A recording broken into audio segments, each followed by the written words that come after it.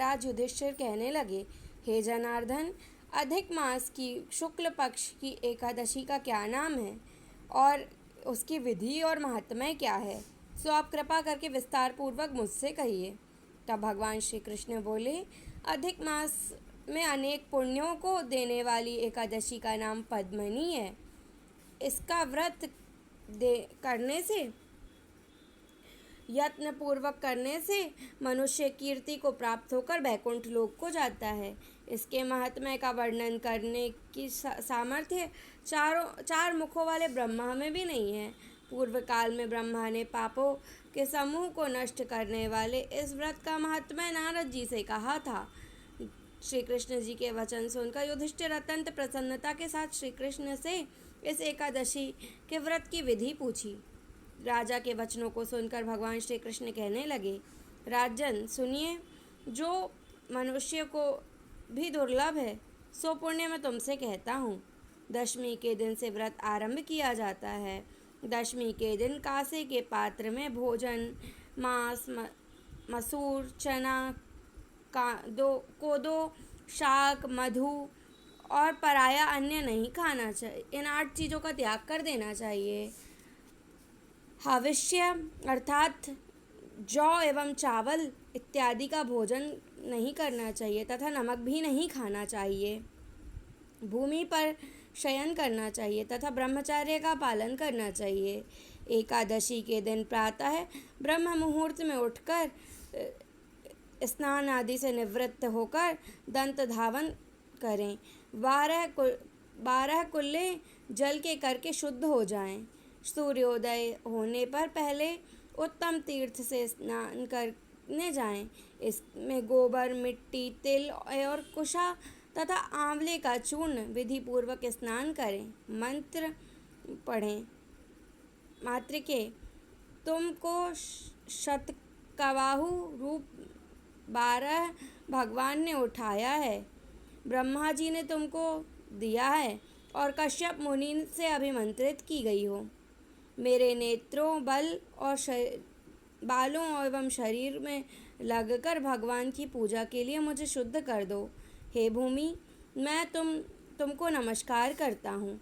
समस्त औषधियों से उत्पन्न और गौ के उदर में स्थित पृथ्वी को पवित्र करने वाला गोबर मुझ पर पवित्र करें। ब्रह्मा के थूक से उत्पन्न होने तथा सारे भुवन में पवित्र करने वाली धात्री को नमस्कार है। तुम्हारे स्पर्श से मेरा शरीर पवित्र हो गया। हे शंख, चक्र, गदा, कमलधारी श्री विष्णु, आप मुझ पर अपने तीर्थों में स्नान करने की आज्ञा दीजिए। इस प्रकार कहकर वरुण के मंत्र को पढ़ते हुए गंगा इत्यादि तीर्थों का स्मरण करते हुए जलाशय में विधि पूर्वक स्नान करें और मुख, पीठ, हृदय तथा शरीर को खूब अच्छी तरह से मार्जन करें। सुंदर स्वच्छ जो वस्त्र फटा ना हो उसे धारण करें और भगवान श्री हरि विष्णु का पूजन करें, जो बड़े से बड़े पाप को नष्ट कर देता है। फिर संध्या, तर्पण आदि अपना नित्य नियम करके श्री विष्णु के मंदिर में जाकर उनकी पूजा करें। स्वर्ण से बने हुए राधिका सहित कृष्ण और पार्वती सहित भोलेनाथ का पूजन करें। कलश में के ऊपर तांबे या मिट्टी का पात्र रखकर देवताओं का स्मरण करें। स्वर्ण अथवा चांदी की भगवान विष्णु की मूर्ति स्थापित करके भगवान का पूजन करें एवं ऋतु में उत्पन्न होने वाले कमल तथा पुष्प चढ़ावें। धूप, दीप, नैवेद्य आदि विविध सामग्रियों से भगवान श्री हरि विष्णु का पूजन करें।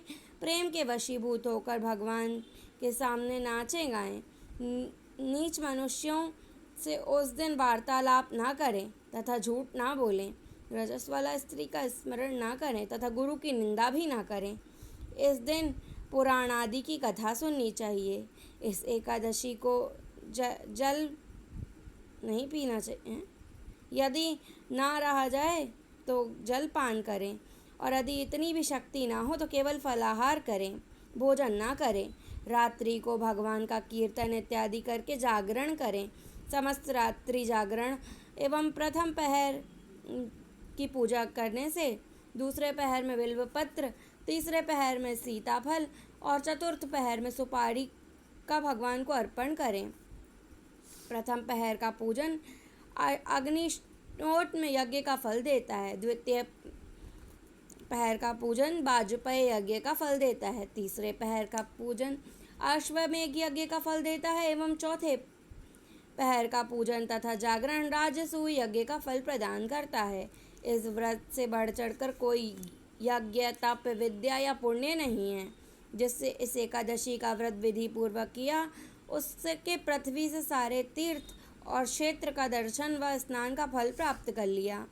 इस प्रकार सूर्योदय तक जागें और सूर्योदय होने पर स्नान करें तथा विधि पूर्वक भगवान श्री हरि विष्णु का पूजन करें। श्रेष्ठ ब्राह्मणों को भोजन करावें, दान देवें। जो मनुष्य उपयुक्त विधि पूर्वक इस व्रत को करते हैं, उनकी मुक्ति देने वाला मैं स्वयं हूँ और वह व्रत सफल हो जाता है तथा अंत में मुक्ति को प्राप्त होता है।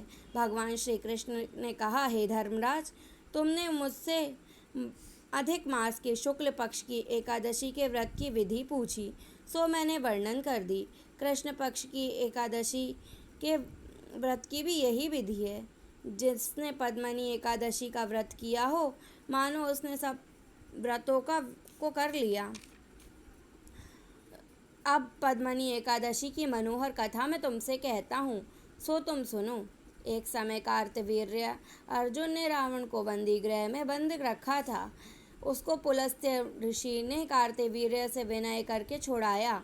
इस घटना को सुनकर नारद जी ने पुलस्त्य ऋषि से पूछा, महाराज, जिस महावीर रावण ने समस्त देवताओं, दानवों एवं देवराज इंद्र तक को जीत लिया, उसको कार्तवीर्य ने किस प्रकार जीता और किस प्रकार बंदी बनाया, सो आप मुझसे विस्तार पूर्वक बतलाइए। तब नारद जी से पुलस्त्य ऋषि ने कहा, हे नारद, पहले आप कार्तवीर्य की उत्पत्ति का वृत्तांत सुनिए। पूर्व काल में त्रेता युग में है नामक राजा के वंश में कार्तवीर्य नाम का महिष्मती पुरी में राज्य करता था। उस राजा के 1000 परमप्रिय रानियां थीं, परंतु उसमें से किसी का भी कोई पुत्र नहीं था जो राज्य का भार उठा सके। देवता, पितृ, सिद्ध तथा अनेक चिकित्सकों इत्यादि के बाद भी राजा को पुत्र की प्राप्ति नहीं हुई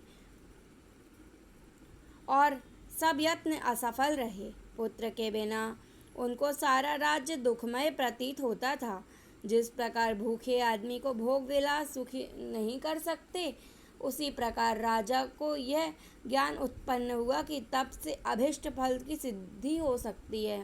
राजा को वन में तपस्या को जाते देखकर उसकी परम प्रिय इक्ष्वाकु वंश में उत्पन्न राजा हरिश्चंद्र की पद्मनी नामक कन्या बोली, कन्या राजा के साथ जाने के लिए तैयार हो गई और दोनों ही अपने अंग से सभी सुंदर आभूषणों को त्याग कर वालकल वस्त्र धारण करके गंधमादन पर्वत पर चले गए। राजा ने उस पर्वत पर जाकर 10,000 वर्षों तक तप किया, परंतु फिर भी पुत्र की प्राप्ति नहीं हुई। तब रानी पद्मनी ने अपने पति के शरीर में केवल नस और अस्थि मात्र देखकर महासाध्वी अनुसुईया जी से नम्रता पूर्वक पूछा, हे माता, मेरे पति को तपस्या करते 10,000 वर्ष हो गए, परंतु फिर भी भगवान ने किसी तरह प्रसन्न नहीं हुए, सो आप इसका क्या कारण है, आप मुझसे कहिए। आप कृपा करके कोई ऐसा व्रत कहो जिससे भगवान मुझसे प्रसन्न हो जाएं और जिससे चक्रवर्ती पुत्र की उत्पत्ति हो। उस कमल नयनी पद्मनी की बात सुनकर अनुसुईया जी बोली कि हे पुत्री, 12 मास के से अधिक मलमास की होता है, जो 32 मास के पश्चात आता है। उसमें द्वादशी युक्त पद्मनी और परमा नामक 2 एकादशियाँ आती हैं। शुक्ल पक्ष की एकादशी का नाम पद्मनी है, सो तुम जाकर व्रत करो, जागरण समेत व्रत करो। इस व्रत को करने से पुत्र की प्राप्ति तुम्हें अवश्य होगी तथा भगवान भी प्रसन्न होंगे। इसके पश्चात अनुसुईया जी ने रानी पद्मनी को व्रत की समस्त विधि बताई। उसको सुनकर सुंदर रानी पद्मनी पुत्र की प्राप्ति की इच्छा से व्रत करने लगी। वह सदैव एकादशी में निराहार रहती और जागरण करती।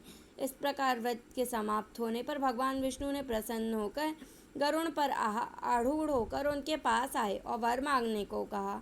भगवान की सुंदर वाणी सुनकर रानी पद्मिनी उनकी स्तुति और विनय के लिए महाराज और कहा, हे महाराज, आप मेरे पति को वरदान दीजिए। तब भगवान विष्णु बोले, हे सुंदरी, अधिक मास के समान मुझ पर कोई दूसरा परम प्रिय मास नहीं है। उसमें जो प्रीति को बढ़ावे ऐसी एकादशी जो तुमसे माता अनुसुईया ने कही सो कथा अनुसार किया तथा जागरण भी किया। इस एकादशी से अधिक मुझे कोई वस्तु प्रिय नहीं, अतः मैं तुम पर अत्यंत प्रसन्न हूँ। ऐसा कहकर संसार के दुखों का नाश करने वाले भगवान श्री हरि विष्णु राजा से कहा, हे राजन, जिसने आपका सभी मनोरथ सिद्ध करें वही वर मांगो, मैं आपसे अत्यंत प्रसन्न हूँ। तब राजा ने बलवान पुत्र होने का वरदान मांगा और कहा कि हे प्रभु, यह पुत्र ऐसा हो कि अतिरिक्त देवता, मनुष्य, नाग, दैत्य, राक्षस इत्यादि कोई भी इसको ना मार सके। राजा की यह बात सुनकर भगवान विष्णु वरदान देकर अंतर्ध्यान हो गए। इस वर के प्रभाव से रानी पद्मिनी ने कार्तवीर्य अर्जुन को जन्म दिया। उसके पश्चात समस्त लोकों में कोई बलवान नहीं हुआ। तीनों लोकों में भगवान विष्णु के सिवाय उसको जीतने वाला कोई सामर्थ्य नहीं था। तब यदि दशकंदर रावण कार्तवीर्य से पराजित हो गया तो इसमें कौन सी आश्चर्य की बात है, क्योंकि महाबली कार्तवीर्य अर्जुन देवताओं के लिए भी देवता भगवान विष्णु के वर से जन्मे थे। इतना कहकर पुलस्त्य ऋषि वहाँ से अंतर्ध्यान हो गए। श्री कृष्ण कहने लगे, हे धर्मराज, जो मल मास की इस एकादशी का महात्म्य तुमने पूछा था सो मैंने तुमसे कहा। जिस मनुष्य को मलमास शुक्ल पक्ष की एकादशी का व्रत किया सो इस संपूर्ण कथा को पढ़ते या सुनते हुए मेरे यश के भागी होकर विष्णुलोक को प्राप्त करते हैं।